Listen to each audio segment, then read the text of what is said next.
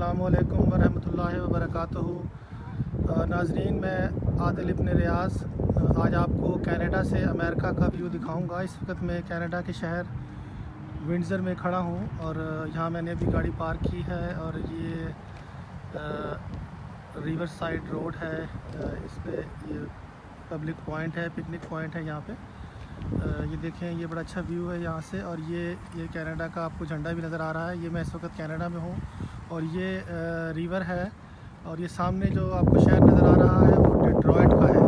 तो नाज़रीन, ये आप देख सकते हैं, ये सारा डिट्रॉइट का मंज़र है। यानी डिट्रॉइट अमेरिका में है और अमेरिका का एक शहर है, मिशिगन स्टेट में ये वाक़ है। और मैं इस वक्त जहाँ खड़ा हूँ वो विंडसर ओंटारियो कनाडा में हूँ। और यहाँ से आप ये देख रहे हैं अमेरिका सामने आपको नज़र आ रहा है। ये थोड़ा सा अगर क्लोज़ करें तो ये मैं आपको दिखाता हूँ। ये एक बिल्डिंग बनी हुई है और आगे देखिए तो ये उनका रिवर पॉइंट है और सारा है वहाँ पे। तो इसी तरह की वीडियो लेके मैं आपकी खिदमत में हाजिर होता रहूँगा।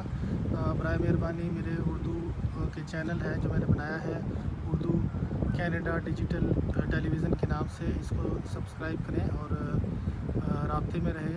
इंशाल्लाह आपको अच्छी वीडियो मिलती रहेगी। अस्सलाम वालेकुम।